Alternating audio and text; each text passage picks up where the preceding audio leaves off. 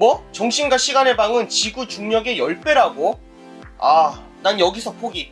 안녕하세요. 우리 모두 10대 보는 라디오 1년 장소의 우사기입니다. 이번 시간에는 예전부터 만든다 하고 미루고만 있었던 정신과 시간의 방에 대해서 이야기를 해보려고 합니다. 사실 많은 분들이 예전부터 요청을 해주셨고 저도 촬영 직전까지 갔다가 어쩔 수 없이 중단을 하게 되었습니다. 왜냐하면 드래곤볼 슈퍼에서 새로운 정신과 시간의 방이 등장을 했기 때문이에요. 아니 작가님, 고찰하는 사람들 생각도 좀 해주세요. 여러분 솔직하게 이런 생각 한번 안 해보셨어요? 숙제가 너무 왕창 있는데 지금 너무 졸려워. 한숨 푹 자고 열심히 숙제를 해서 제출을 하고 싶은데 시간이 없어. 또는 내일이 당장 기말고사인데 공부를 하나도 안 했어.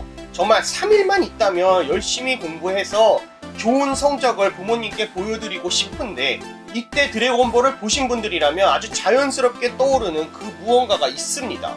맞아요. 드래곤볼에 등장했던 정신과 시간의 방이 실제로 있다면 너무나 좋을 텐데. 아니 어린 친구들, 이건 어른이 돼도 똑같아요.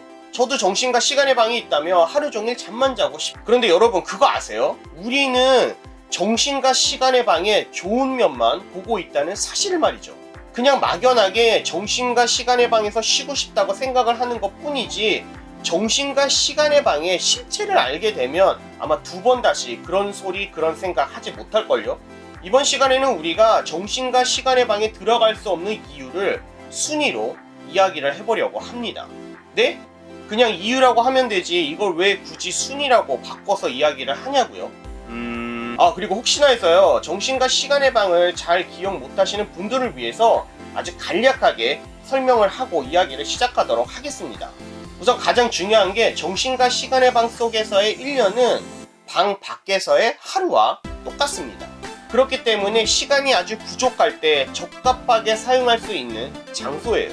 정신과 시간의 방 안에는 목욕탕과 화장실, 침대, 식량창고 등이 존재하기에 기본적인 생활은 가능합니다. 음식은 쌀가루와 물뿐이지만 애니메이션 한정으로는 더 많은 식량이 존재하기도 했고요. 정신과 시간의 방 속에서 입구의 문을 닫는 순간부터 밖의 세상과는 완벽하게 차단이 되고요. 당연한 이야기겠지만 방 밖에 있는 자들의 기도 느낄 수 없습니다.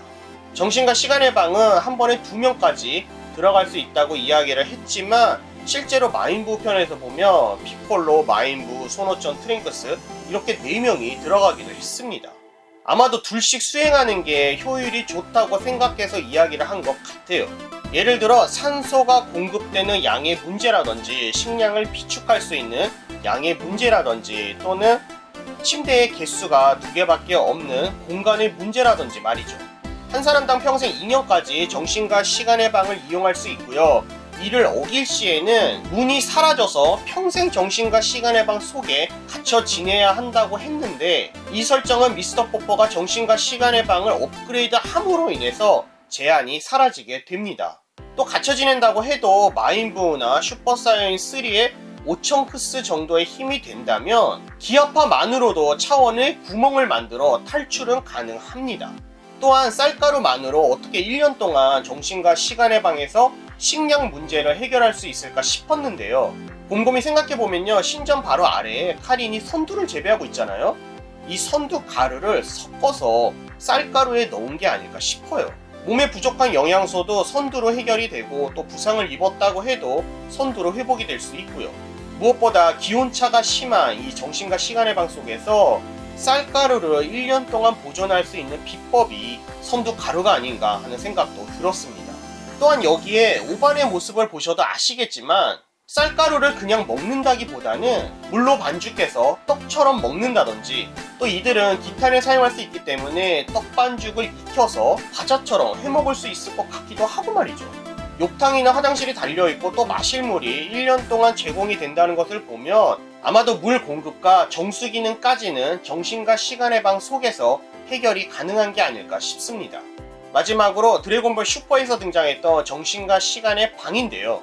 지구가 아닌 다른 행성 그리고 사막과도 같은 곳에 메리스가 손오공을 수행시켜 주기 위해 데리고 갑니다. 메리스가 데리고 간 정신과 시간의 방에도 침대가 2개 있는 것을 보면 아마도 기본적인 정원은 2명까지인 것 같고요. 하지만 무언가 작아요.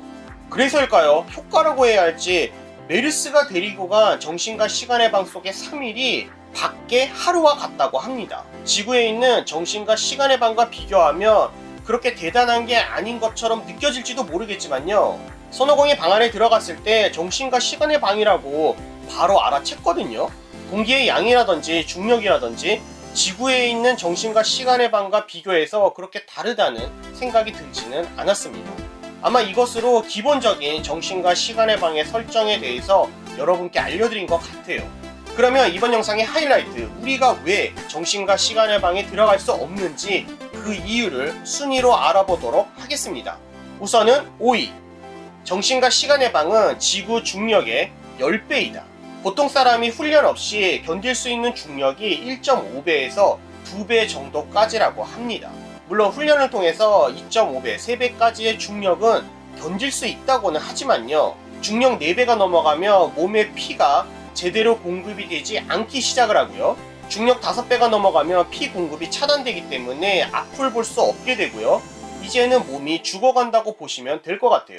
나사의 연구 결과를 보면요. 중력이 3.5배만 돼도 인간이 견딜 수 있는 그 시간은 불과 몇 초라고 합니다. 특수훈련을 받은 우주 비행사들은 중력 16배까지 일시적이지만 경험을 했다고는 하는데요. 이것도 혈액순환의 문제 등으로 인해서 특수장치를 함께 사용했을 때라고 합니다. 네, 맞아요. 제가 하려는 말 눈치채셨을 것 같은데요. 10배의 중력 속에서 우리가 시험 공부를 하고 숙제를 하고 또 여유롭게 낮잠을 자고 이런 것은 불가능하다고 보시면 될 것 같아요. 그러면 4위, 50도에서 마이너스 40도까지의 일교차.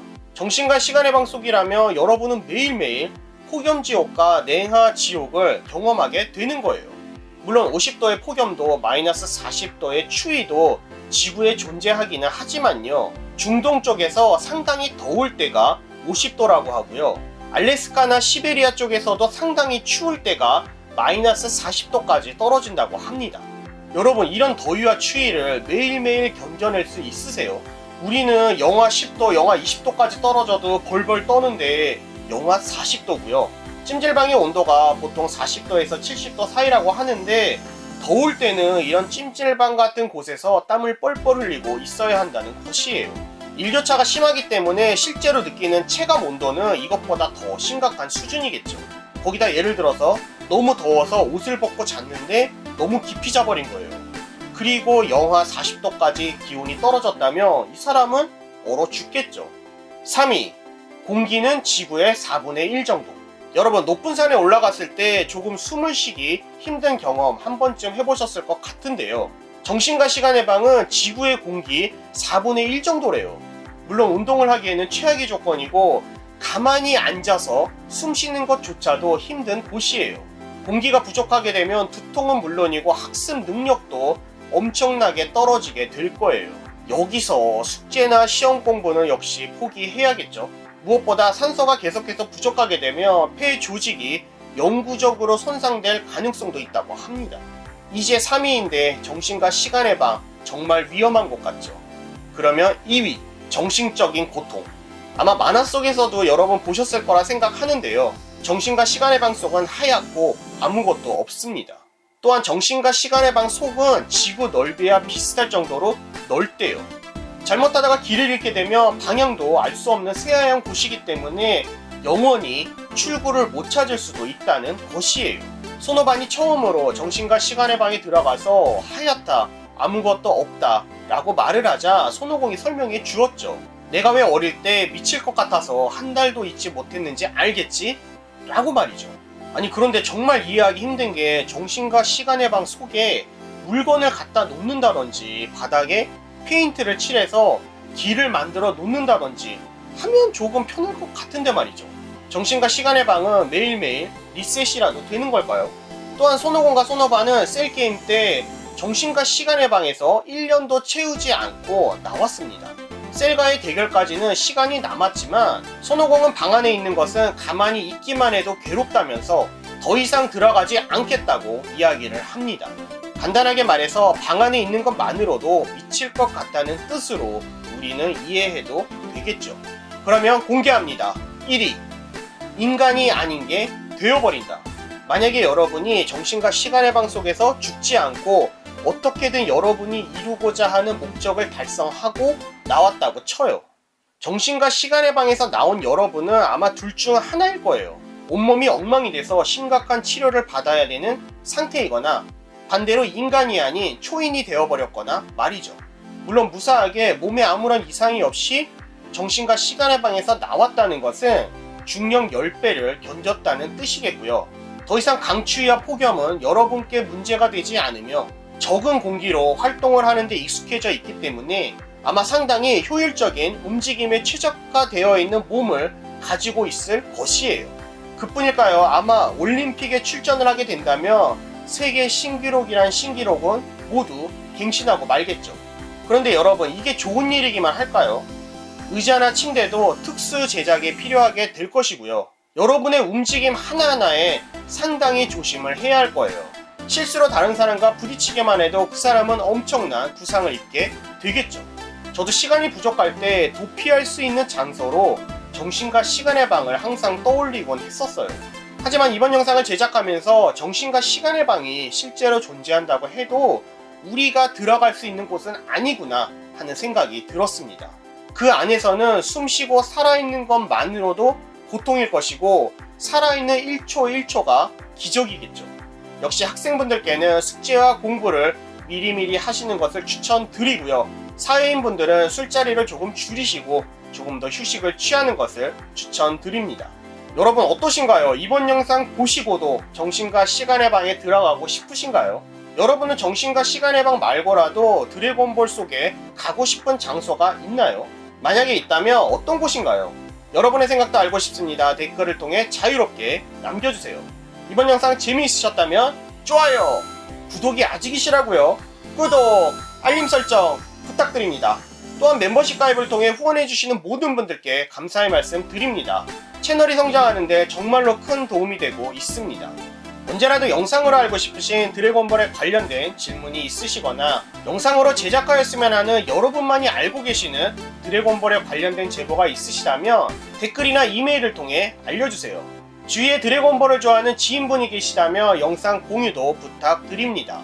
저는 다음 영상에서 다시 찾아뵙겠습니다. 영상 시청해주셔서 감사합니다.